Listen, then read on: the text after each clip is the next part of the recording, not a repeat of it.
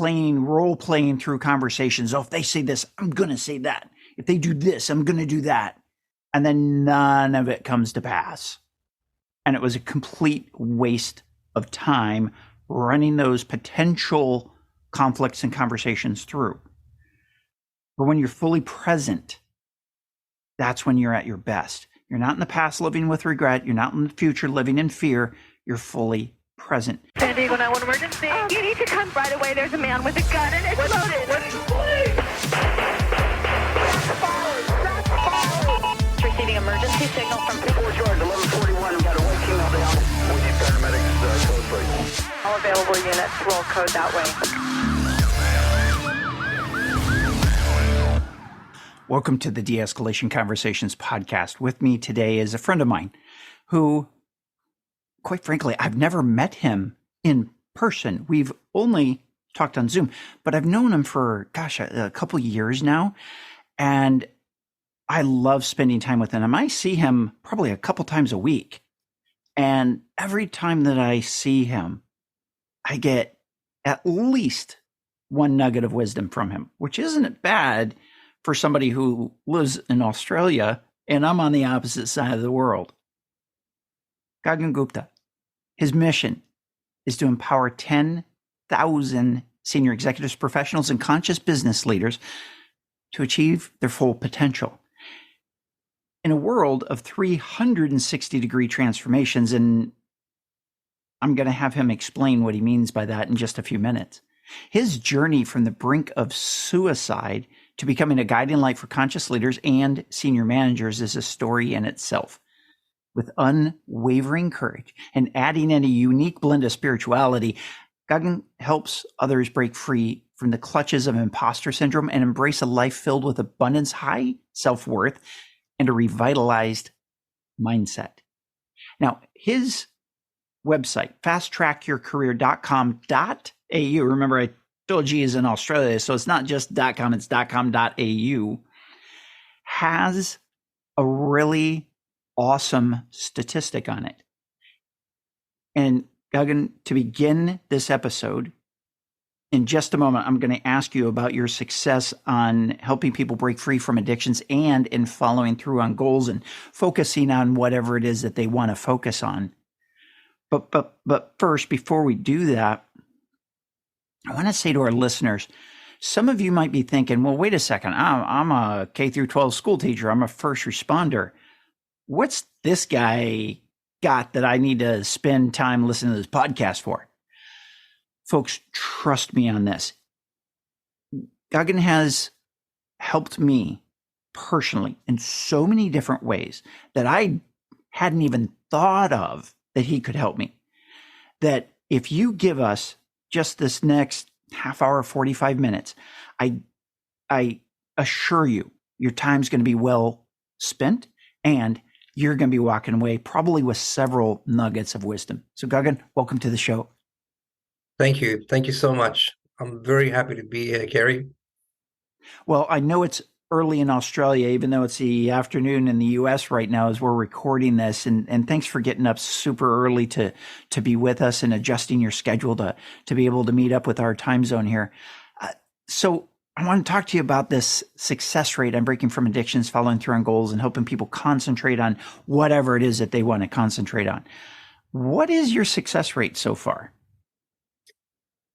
I'd say it's above 95%. So I help people with whatever it is they need help with.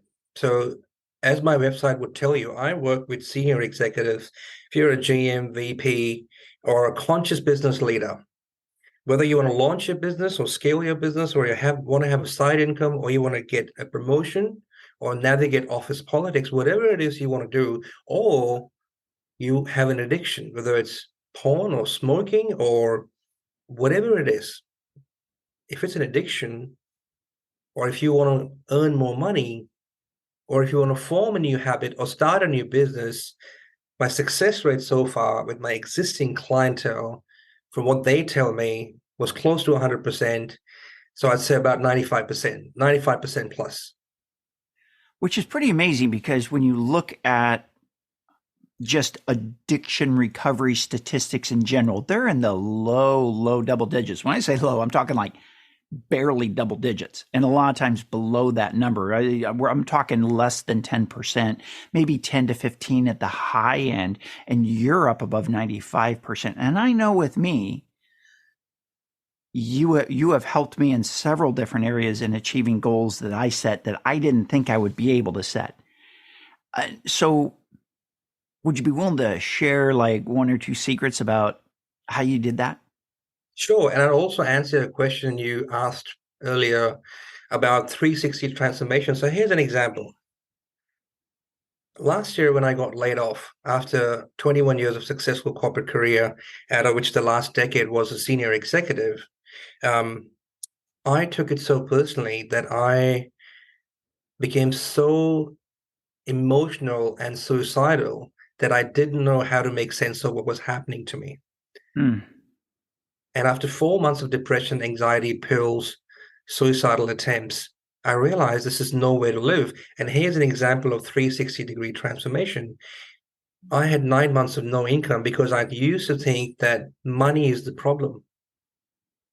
Now, here's how one sentence can change you from A to B or cause that 360 transformation. You ready? I'm ready. Money is not the problem. Lack of ideas to generate money is the problem. I've gone live on shows, I've had groups, I've had clients where in less than 10 minutes, I've given them ideas to start something brand new that can be profitable in less than 3 months. Now, money wasn't the problem because we didn't have any. It's the ideas. So money is never the problem. It's the lack of ideas. And my testimonial on LinkedIn and my website is full of examples like that. My recent client, and this is what my clients tell me, right? So this is not me saying, my recent client was laid off, no job, 2 kids.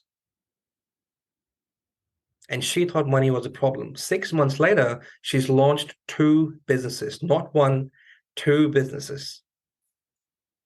And she's now getting clients. That's pretty cool. So I have 2 things to add into that. One of them is one of the reasons that I have people like you and Torn Minutillo, and Sam Tornatore. Those guys, you can look up prior episodes with those guys, Torn and Sam. Just look for Torn and Sam. There's no other Torns and Sams in our playlist.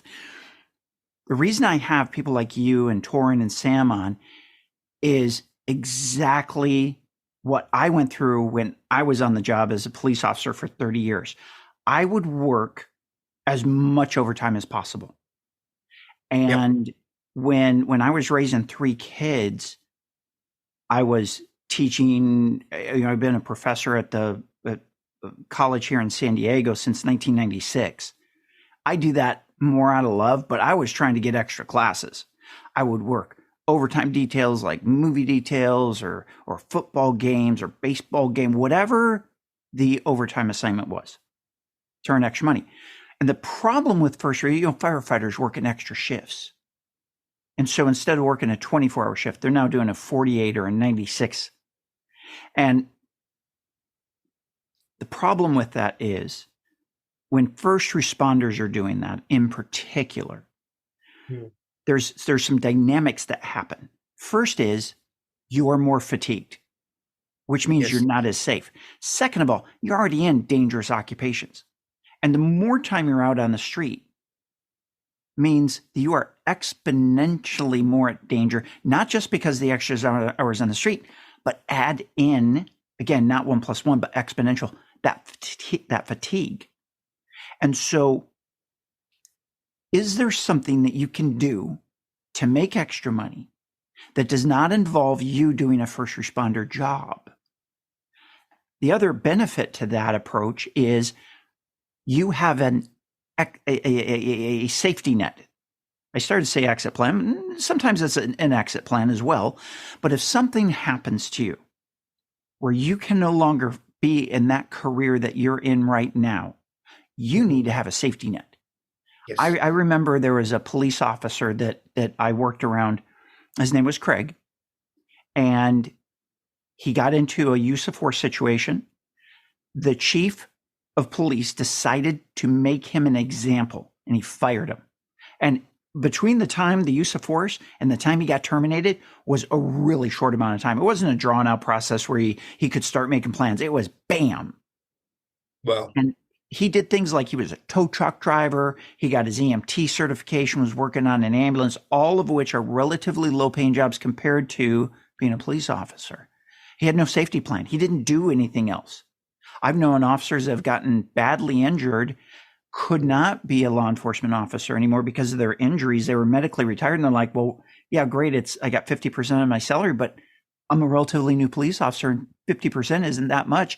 And now what do? I only know how to be a cop. Mm-hmm. So all of this stuff fits in. And listeners, this is why I'm bringing this up. I want to point this out to you. So it's right here in front of mind for you. Now, there was something else I wanted to ask. So we've got this. Oh, I know what it was. The second thing was it just happened yesterday. So Gagan, you have a mastermind that I'm a part of, and it meets every 2 weeks. And you got amazing people from like all over the world who jump in. And I saw a message.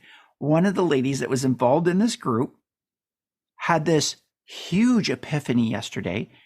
And she was thanking everybody for it because she's looking at trying to generate some money. She's got these 2 websites that she is now, after yesterday's meeting, just an hour long.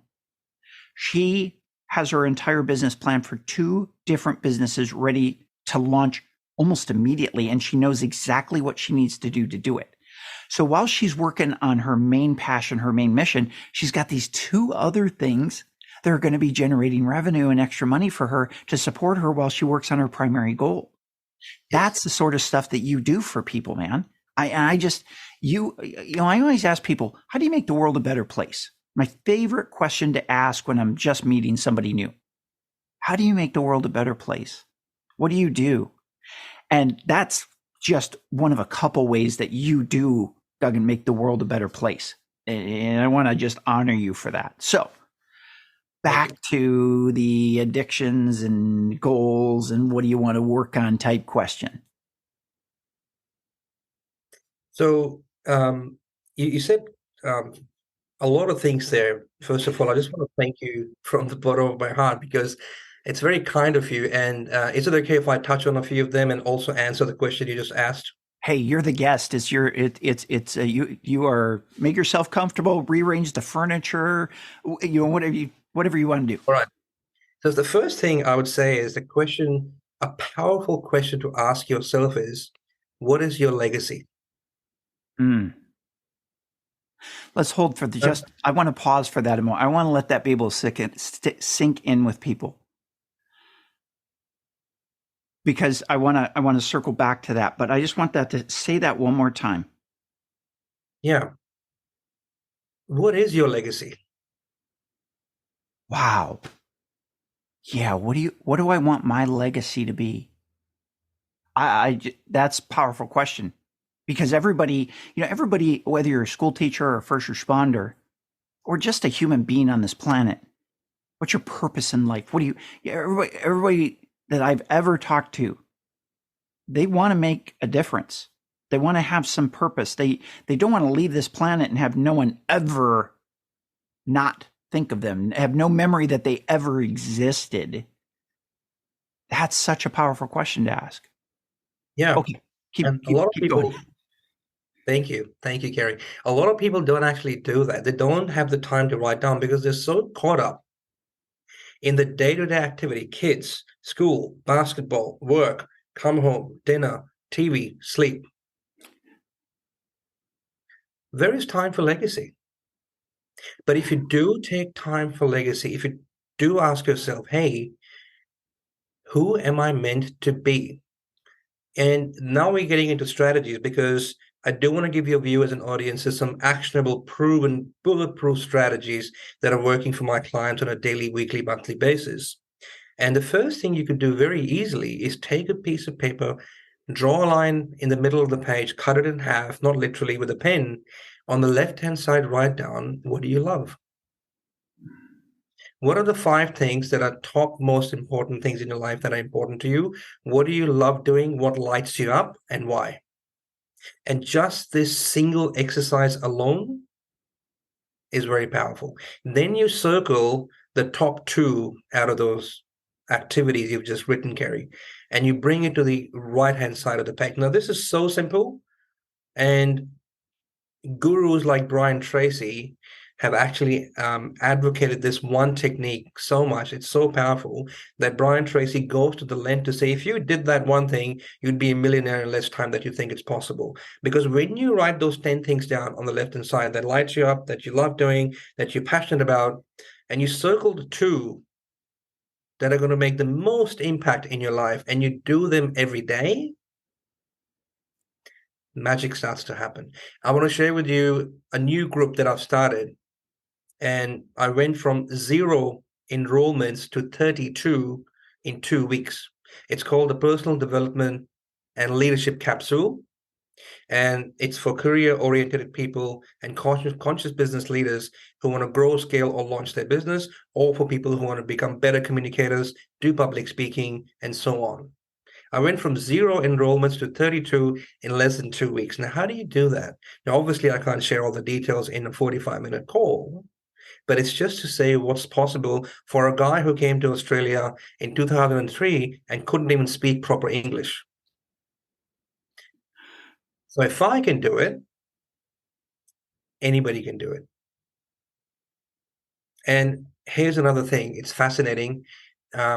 People who want to get into coaching, for example, they have limiting belief. The first thing I see to be coaches talk about, oh, there's too many coaches. Well, guess what? There's also 8 billion people on the planet. Well, you don't hear people saying there's too many people, right? So I just helped someone launch a new business in the form of a new group 2 days ago, because that person didn't know they had a list of 100 people in their immediate sphere. No cold calling, not a single dime spent on social media. And I teach people how to create urgency without creating urgency, how to get them to like and trust you. Because when people like and trust you, what happens? They want to be around you. They want to work with you. Yeah. And give value, right? When you're going through a tough time, you give more. It's the law of abundance exchange. So I've got 3 laws I live my life with, but if you follow the law of exchange, and there's 4 kinds of exchanges: criminal, partial, fair, abundance. If you live your life with abundance exchange, so if you always give more than you get back, then the law of the universe is that you will get back from the universe more than you deserve. There will be people coming in your life from somewhere, accidentally falling, and you'll have no idea how did that happen, but it'll start to happen. So I was telling you about this group I started. Went from 0 to 32 people, and I was sitting at 25. Just 2 hours before the launch, on Tuesday night, 7 p.m. Melbourne time, I spoke to a friend. And he happens to be a senior manager in India for a company that employs 60,000 people. Ooh. And he said, can I bring 5 of my staff on? Totally unplanned, but I'm telling you, when you work with the laws of the universe, things start to happen in your favor. So going back to what can people do to generate side income or a side gig or launch your business, is first step is to write down what lights you up. Because, and this is the reason why to-do list and priority list do not work. And if they do work, they're not linked, because they're not linked to what lights you up, to what's important to you. If you wrote down on a piece of paper 5 things that are important to you, and this is a separate exercise. So for me, I'm happy to share my number 1 thing that's important to me is my spirituality. Who am I? Who am I connected to? Second is family and friends. Third is making a difference. 4th is health. And the 5th is wealth. It used to be number 1. Money was so important to me. And guess what? There was lack of it. Because when money is important to you, the message you're sending the universe is there is a lack of money in my life. And guess what? You attract people who don't have money. And Deepak Chopra talked about it on Oprah's show 20 years ago. If you want more money, detach from the outcome. And here's the rub, Kerry. It's not easy. That's why you need a coach or a mentor or someone to talk to. How do you get into a mindset of because your viewers probably are saying, how the hell do I detach myself from wanting more money? That's the only thing I want. Or definitely that's something I want. But I'm telling you, the moment you detach yourself from the outcome, and here's the reason why it works, because you become in the present. 90% of us, and I'm being conservative, either live in the past. So we are suffering our memory. One of the main assets that our body has is our brain. But the brain is also a garbage producing machine because it's got memory stored in it. So we live in the past. I should have done this. I should have said it this way, and so on. Or we live in the future. We imagine stuff. Our brains can imagine. What if I launch this product and it doesn't work? How am I going to pay employees in the next payroll? What if my loan doesn't get approved? And then we have tears of rain while we're taking a shower, thinking, what the hell am I doing? And this baby we created, which is a business, which is supposed to look after you, give you freedom, we actually end up creating a monster. You know, one of the most interesting things I think I heard right along those same lines is when you're concentrating on the past, you're living in regret. When you're concentrating on the future, you're living in fear. I mean, how many conversations have we had in our heads? Nobody else participated in that conversation. It was just us and just our future self role playing through conversations. Oh, if they say this, I'm going to say that. If they do this, I'm going to do that. And then none of it comes to pass. And it was a complete waste of time running those potential conflicts and conversations through. Yes. But when you're fully present, that's when you're at your best. You're not in the past living with regret. You're not in the future living in fear. You're fully present. And what we teach about executive state and survival state, it puts you in executive state. Because living in the past, living in regret, survival state, it's a negative emotional state. Living in the future and the fear, survival state, negative emotional state. Present, I'm in executive state. It's where I perform the best. Yes. That's exactly with what we teach. Thank you. Yes. And here's a strategy, because some of your viewers or audience might be going, we already know that. We know we need to live in the present. We know we shouldn't be living in the past. We know we shouldn't be imagining future. But how the hell do we stay in the present? Now, here's a strategy. Here's a strategy for your viewers and audiences. Write down 30 positive results that you've caused for other people or yourself in your life. Everybody has more than 100, but I'm just saying 30 to be conservative, because what happens is, Kerry, when you have a negative thought, because we cannot stop negative thoughts, you can try. Our brains do not have subtractions and division. They only have multiplication and addition. So whatever you try not to do, it's going to multiply, right? So you cannot stop negative thoughts. What you can do is make a list of how and when you behave off the wagon, and then write down your rebound. How can you come back in a situation when you're not in that state of mind? So if I'm having negative thoughts, I'm very analytical. I have negative thoughts every day. So I have a list of 102 results I've caused for my clients. I go and read my testimonials on LinkedIn. I go and watch videos on my website, testimonials, and I read emails from other people saying how I've impacted their life. Now, what that does for me is what you just said, it brings me. In fact, I'm going to ask you, Kerry, if you read 30 positive results you've caused for other people, what do you think it's going to do to you? It's going to put me right into the present. It's going to put me right in executive state. And I'll tell you what, you had me do this exercise. One of the first things that you had me do when we began to work together. And what's been interesting is two things came out of that exercise. One is because I actually wrote them down. And what I did was this. You had me physically write them.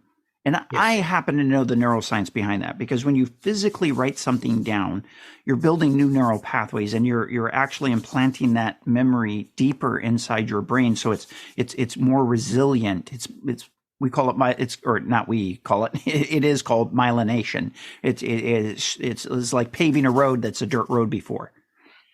And this other thing that it does is that by doing that, it makes it easier to recall, but even still, I still forget. And so it's readily available. I have it written down in my journal. And then what I did is I also typed it into the note app on my phone. So no matter where I am, I can pull that up, because there's times that I just, you and I have talked about this. I've alluded to it on prior podcasts. Back in 2008, partly because of the financial crisis and partly a lot of other stuff going on, I was in a really dark spot, really dark. And I occasionally still struggle with that. Not often, but occasionally. I start to head in that direction. I'll never get to where I was back then, because I know better. And as soon as I start to feel that pull, it's almost like the tractor beam out of Star Trek or Star Wars or something. But as soon as I start to feel that tractor beam, I pull myself out of it. We have a lot of tools that we teach to do that. But one of the tools that I now have that I didn't before working with you was this list, because I can look at that list and go, the world is a better place with me here. People are better off with me here. Because one of the most dangerous thoughts I had was the world would be a better place if I was gone, and people would be better off if I wasn't in their life. Those two dark thoughts that just are intertwined like a spider web, and they go hand in hand, and I really think they are the biggest parts of that pull toward the dark. When I look at that list that you had me create, it breaks it breaks me free of that. Just that one tool alone. And it's such a powerful thing you had me do. So first of all, I'm grateful on a regular basis that I haven't even shared that part with you before, actually, in all of our conversations. But just so you know, I'm in gratitude to you often, just because of that one tool. I mean, minus everything else that we've created and developed along the way, and that you've gifted me. So just so you know that, and for our listeners, what Gagan just shared with you, that's huge, and definitely something that you should take the time to. And for those of you that are, I say there's two types of people in the world. It's gross generalization, but there's givers and there's takers.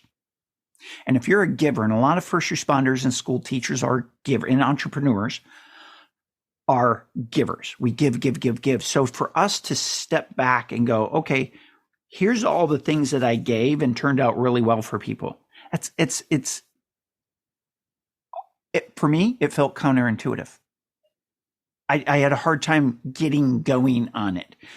So if you feel that, just know a lot of people do, and press through that, because the gift that Gagan just gave you is something that will help you for years. Okay. Keep going, buddy. And there is one more strategy I'd like to share with your viewers, with your permission. Please. Because it directly relates to the heart of the question you asked about how can these people, entrepreneurs, even people who are working right now, begin to create an extra income. And here is a law that I abide by, or I used to, because I'm actually going towards phase 2. So this law has 2 phases. It's called the law of 2 rabbits. And you know what happens when you're hunting rabbits. And if you know how to hunt rabbits, you know that you have to hunt 1 rabbit. If you're hunting 2 rabbits, who do you catch? Neither. And you don't even get a duck. That's right. That's an So American. I don't know if you saw Daffy Duck growing up. I did. So there's a cartoon, Warner Brothers cartoon, Bugs Bunny and Roadrunner, and all in that venue. And there was Elmer Fudd. He was always hunting wabbits, but Daffy Duck would sometimes pop up. So I'm sorry, I couldn't all right. resist. I just want to say it again. So if you're serious about creating extra income, or if you're serious about launching a business, you should pay special attention to this, because this law has changed my life and it's changing my client's life on a monthly basis, if not weekly or daily. So this law talks about go for one rabbit. Okay. Phase one is decide how much do you need to live. What are your minimum monthly expenses? Add 20% for miscellaneous, quality of life, movie, takeout once a month, once a week, whatever. And let's say you need $5,000, add 20%, make it $6,000. Now you have a figure. Now get to work over the next 6 to 24 months, and just hear me out over here. Get to work over the next 6 to 24 months to have that income in less than 10 hours a week. Okay. It's possible. Again, not enough time to share how, what tools, and so on in detail, but I am the living proof of that. My clients are, but it doesn't happen overnight. It doesn't happen in a month. It can, but there is a reason I'm saying 6 to 24 months. But you have to start. And the start is what I gave you before. Write down a list, circle top 2, do something every day. If you did that in 6 to 24 months, what's happening is you're not trading time for dollars anymore. Because if you are working 40 hours, 50 hours a week, where's the time to follow your passion or do what you love? Yeah. Through this phase one, you will be successful, because guess what? You'll make mistakes. You'll get embarrassed. You'll feel bad. You'll have self-doubt. So what? The fact is, time is going to pass anyway. And you'll be same where you are 2 years from now. So you might as well give it a crack. Phase one, number, let's say $6,000.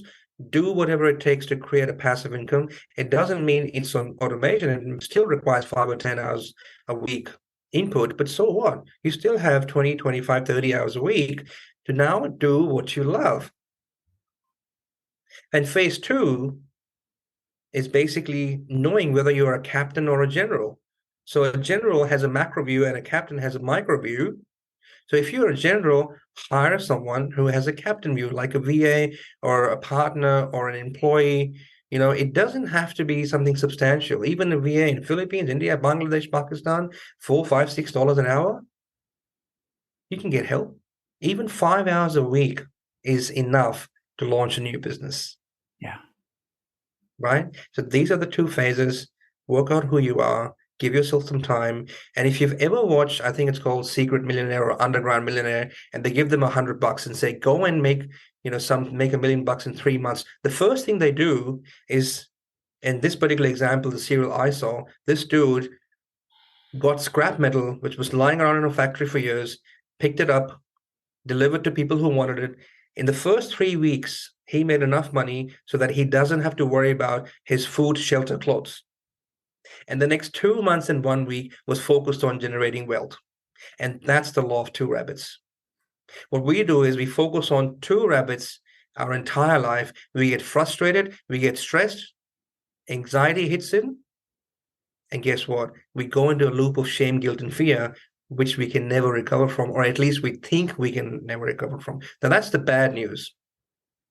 The good news is help is available. So I'm going to pause here and ask you, how do you hear that?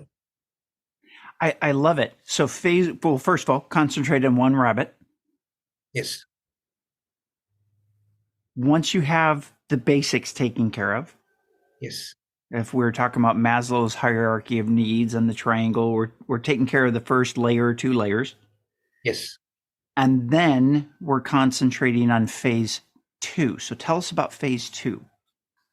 Phase 2 could be you launching a new group. You're launching yourself into coaching, you're launching yourself into a new business, you're launching a new product. It could be you going to China and, maybe you want to make a new business, a new snowboard. Maybe you want to create goggles that has a certain theme on it. I'm just thinking out loud over here. Maybe you want to follow your passion of taking people to the trips over the world or on retreats. It's whatever your passion is. And that's why it's so important. I go back to what I said in the beginning of this podcast, Kerry. Write a list of 10 things that light you up. Because when you do that, it's very hard not to follow through. The reason to-do lists and priority lists don't get done at work or at business because our heart's not in it. Yeah. Right? So phase 2 is when you've got your basic needs taken care of, this is what will happen. You will stop stressing about money. Yeah. So even if you have funds for 6 months and they're going to come in for the next 6 months. If I said to you, let's say your expenses are 10 grand, and I said to you, you're going to get $15,000, Kerry, every month for the next 6 months. Will you be a little bit relieved? And you focus on phase 2? I'm asking you now. 100%. I'd be all over phase 2. And then that's what happens, because when you're working 40, 50 hours a week on one rabbit and you're trying to give birth to another rabbit while you're doing that, the reality is you can do that for maybe 3, 6, 9 months, but you cannot do it forever. But that's what we all do. We get in the cycle of doing or following the 2 rabbits for far too long, only to get frustrated. And then we keep looking for the next bright, shiny object, next program. We keep buying books. How many of us keep buying books but don't read any? How many of us keep buying programs but don't read any? How many of us have subscriptions we don't use? I'll give you the answer. Too many.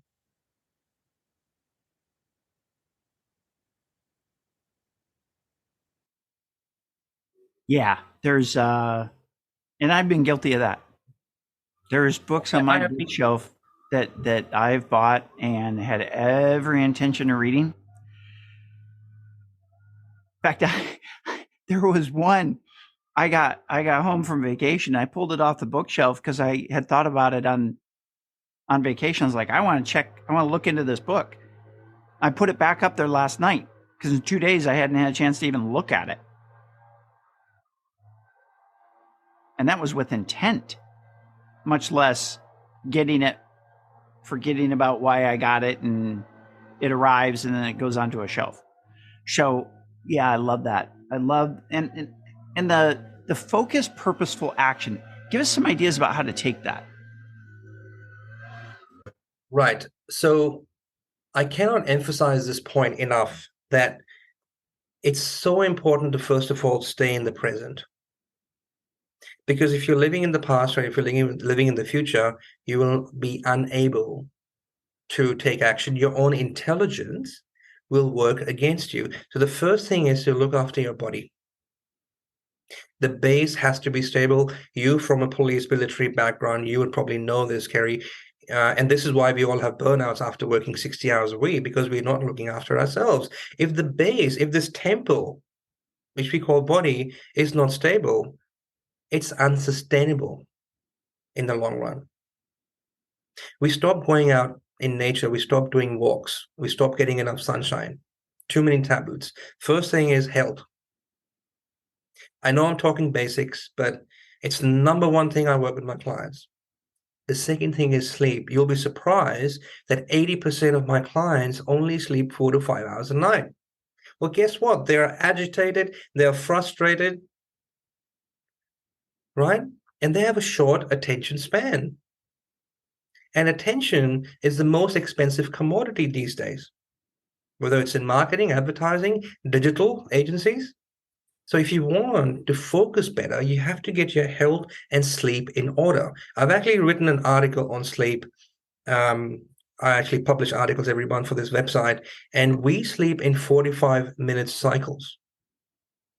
If you did a bit of research on sleep, and if you slept better, that one thing alone can make a huge difference to whatever it is you're trying to do.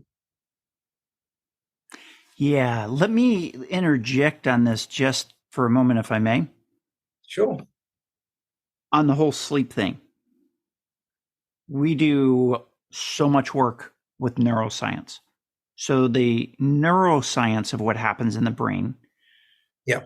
is actually quite fascinating. So you, just because of metabolism, you end up during the day accumulating junk in your brain. There's cast off cells, there's all sorts of things that basically is just sewage material. Yes. And I never knew this before, but at nighttime in the city of Paris, they actually flush the sewers. Mm. And what sleep does is the same thing. It flushes the sewers in your brain. All of the channels where all of this gunk has built up during the daytime because of metabolism and just the functions of your body, and it's all the bad stuff that's stuck in your brain. In fact, when you don't have much sleep and you wake up the next day and you're kind of foggy and you're not quite with it and you're slogging through mud, your sewers didn't get flushed. Yes. And what's fascinating is this flushing action, you would think it's just like the slow process, this trickle. No, it's like a jet stream. It's like a fire hose that happens inside your head. You don't hear it. You don't feel it, but it's happening. And when you don't get enough sleep, your brain doesn't have the opportunity to flush all that bad stuff out. So it lingers with you, and it lingers with you, and it lingers with you. And like crud, like if you don't flush your toilet and you just keep putting stuff into that toilet, it begins to back up. It doesn't function properly. Your brain doesn't, you're not at your best. You wonder why sometimes you don't remember things. You wonder why sometimes you're not as creative as you might be. You wonder why you say and do things that normally you probably wouldn't. Well, guess what? Probably didn't get enough sleep. More than likely. Right. 100%. I'm just going to add to that. And for those of you who are interested to perform better, be more efficient, what Kerry said is just so important, but I'm just going to compound that by 2x. One of the ways to flush whatever happened during the day, and I come from a spiritual perspective. As I said, my core need, one of my core needs, and the top 5 things that are important to me is my spirituality. And if you, 10 minutes before sleeping, if you say to yourself, I'm not my body, I'm not my mind, I'm not the bed I'm sleeping on, I'm not the clothes I have on my body, I'm not my car, I'm not my house. And if you disconnect from everything, you will have such a peaceful sleep. You'll sleep like a baby. The problem is we start to identify ourselves with our role, with our title, with our business, with our job too much. And if we disconnect right before we sleep, Kerry, and just relax and say to ourselves, I'm not my mind, I'm not my body, I'm not my thoughts. Because we are joy, peace, and love manifested on the planet. If you ask anyone on the planet what they need, excuse me, if it's money, relationships, time, health, the answer to every single thing when you trickle down will be, I want more joy. I want more peace. And I want more love in my life, regardless of what's on the top. And the only way, and one of the best ways to get that, is to not identify with the surroundings or with belongings, but who you truly are. And then if you sleep better, next morning, it's be like your soul is like washed, almost brand new. I cannot explain the feeling. So how do you hear that? Does that resonate? That's, again, just another powerful tool. That's awesome. I love that. I love that. We've done training videos before on intentional dreaming. Have you heard of that? Yes. Can you give me your take on intentional dreaming?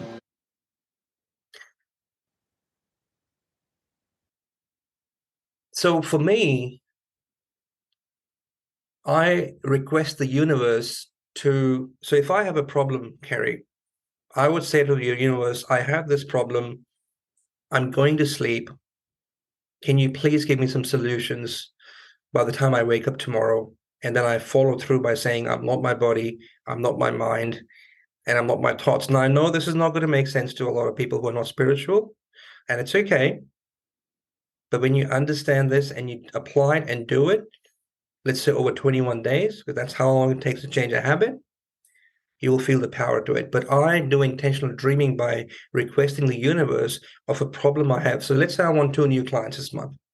I'll actually ask the universe that, can you please create 2 new clients for me, or tell me what actions can I take tomorrow morning after I wake up so that I can create 2 new clients to make a difference in their life and get fairly compensated. So I'm not leaving money out of it. I do want to be fairly compensated. I do want to enjoy the quality of my life. So that's how I do my intentional dreaming. Does that add up? Does that answer your question, Kerry? Yeah, that's awesome. There's right along the same lines of what you talked about asking for answers to questions that you have. Another thing that I've taught people to do is that you want to dream about a particular thing.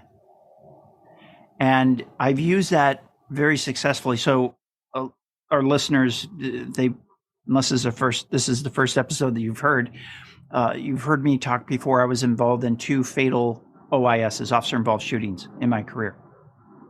And after each of them, even though in my heart, soul, and mind, I knew that each of them independently, because of the circumstances, were completely legally and morally and spiritually justified. Yet I still had dreams. And I had a full range of dreams. I even had dreams that were just loosely associated. That the wackiest dream is being in another situation where I would have to use deadly force, and the bullet comes out of the end of the gun and then just drops down. Or it's made out of rubber and it bounces off the person and they laugh at you. Those are full-on nightmares. And they're as wacky as can be. And when you wake up, you're like, oh my God, that is like the dumbest dream ever. But you're still having it.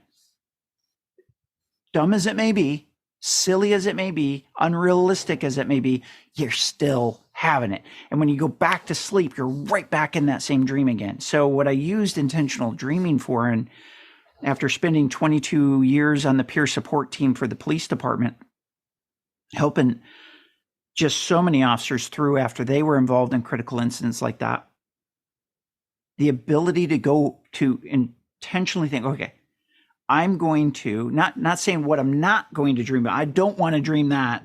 That doesn't work well. It's not nearly as effective as saying, this is what I do want to dream about. I want to dream about when I was on that amazing vacation, or I want to dream about one of my favorite places that I love to go to. Mm-hmm. And setting that intention before I go to sleep of these are the, especially if I've woken up because of bad dreams. Yes. Or I've got some worries or concerns that, some special pressures that are going on and I'm fixated on that. Being able to focus on those other things on a positive, something that puts me in a positive emotional state, an executive state, works incredibly well. But I love what you're saying about, I would like these answers. Yes. Yeah, that's awesome.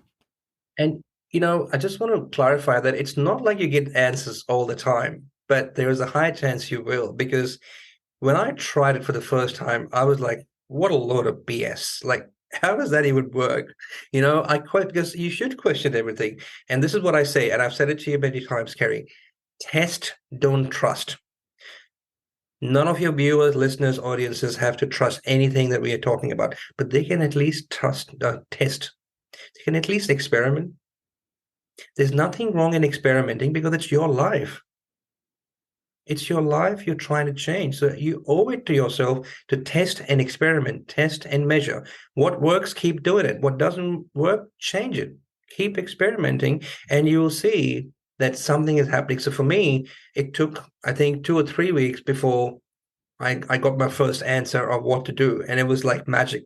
I'm like, crap, it worked. It took 3 weeks, but it worked. And you have to set the intention. And with time, it just becomes a habit. And then you don't expect, because as I said before, you drop the expectation, you're not attached to the outcome. That's when you start to getting the responses. Yeah, it And I'll seems that. be very, very sorry to interject, Kerry. I'll be very honest. I'm not fully aware of how that works entirely. I have an idea, but amazingly, when you do drop the expectations, when you just do and just be and detach yourself from the outcome, it just works. Yeah, and you and I both have seen it, and we've seen it happen with other people. Yes. So even if we don't understand all of the intricacies, we know it works. And one of the key things about it, I think, is not giving up right away, and not having the, well, this probably isn't going to work, but statement before you try it. What if I said it's happening right now? What if I said to you, when you invited me for this podcast, I was thinking about doing a podcast or appearing on a podcast for 3 weeks. And there you were. And you said, gosh, Gagan, I didn't even think about it. Would you love to be on my podcast? I didn't approach you, but I was thinking about it. I'd set the intention, but I detached myself from the outcome. And there's the universe sending you, inviting me. So it's happening right now. That's awesome. And because of that conversation, you got invited to be on another podcast as well. It wasn't just one, you got two. I got two. That's pretty cool. And Yeah, I really do think you're going to get even more. Just because as people listen to you, they're going to want to have you and your wisdom on their podcast. That's pretty cool. Appreciate that, Kerry. Thank you. Yeah. All right. So I'd like to circle back around to what is your legacy, if I may. Great question. When I started coaching, it was to make a difference, but I didn't have a number next to it, Kerry. Now I do. And this is one of the things that came up in my dreams, actually. That number came up. So it's not 1 million, it's not 100,000, it's not 1,000 or 100. The number that came to me was, I want to impact 10,000 senior business leaders or executives, because they are the people who are responsible for a lot of people in their organizations. If I can coach them to be better human beings, to be a better version of themselves, to be more efficient, to manage their time properly, to have more productivity, to speak well, communicate well, there will be lesser conflicts. If they're happy, their teams be happier. If the teams be happier, they go home with less tension. So it's a ripple effect. So I'm not just impacting 10,000. Maybe by the time I retire or die, I would have impacted 1 million, but I'm saying 10,000 because those 10,000 I want to impact directly. That's the reason I've started or added 2 more pillars to my coaching business, not just one-on-one. As you know, you're a part of one, is a group, and then I have an upper level group, and now I've started webinars and workshops as well. That's awesome. That is literally a pebble in the pond rippling out. I love that. Thank you. So one of the reasons that what do you want your legacy to be,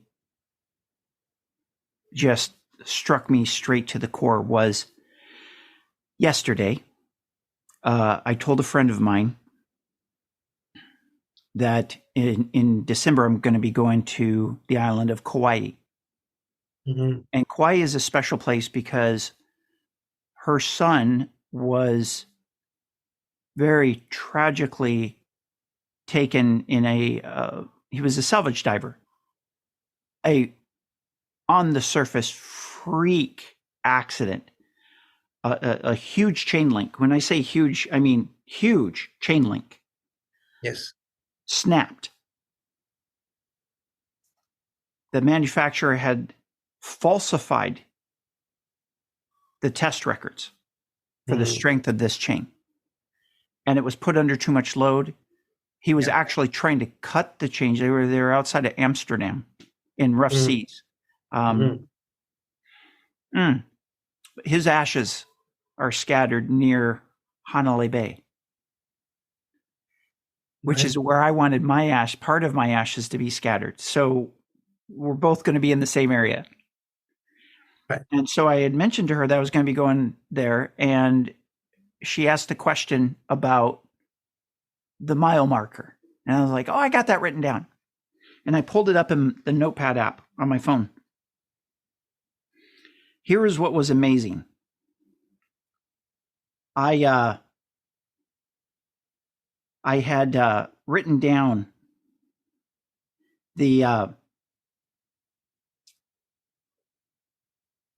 I'd written down something.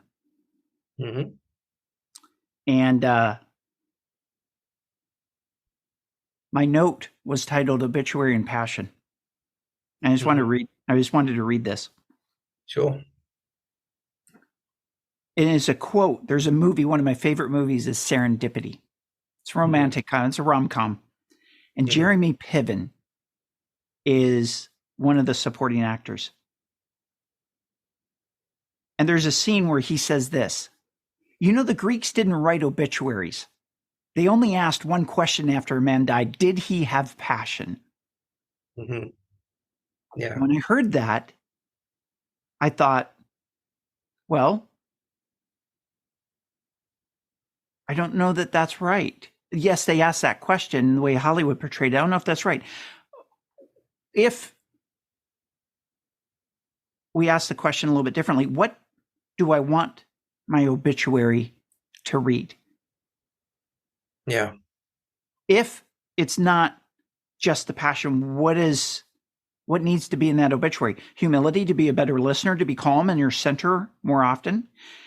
And what I'd like our listeners to do is take a moment and just name a few things off the top of your head that you want to be written in your obituary, because that's an outcome you can be happy with, a waypoint to have so that you know you're on the right path in your life.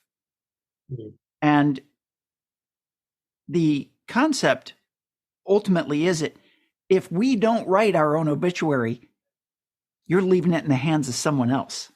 If you, to take what you said, what do you want your legacy to be? That's what you want your obituary to read.